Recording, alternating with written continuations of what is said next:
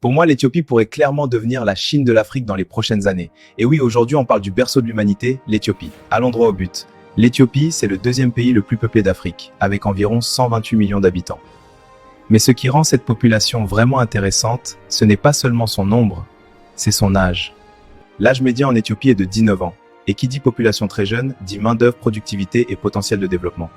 Résultat, certaines industries explosent déjà, notamment l'industrie textile. Pourquoi? Parce que le coût de la main-d'œuvre est extrêmement bas. On parle d'un salaire mensuel moyen autour de 35 euros. Pour les investisseurs, c'est un atout énorme. Maintenant, parlons ressources naturelles. L'Éthiopie n'exploite pas encore tout son potentiel, faute de moyens et de technologies.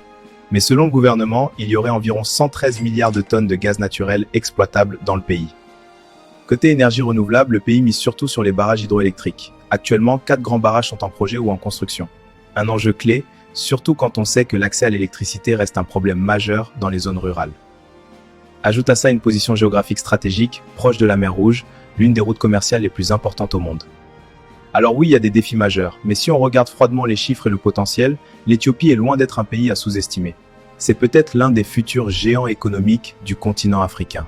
Voilà, dis-moi ce que tu en penses en commentaire et n'hésite pas à liker, à t'abonner et on se revoit très bientôt.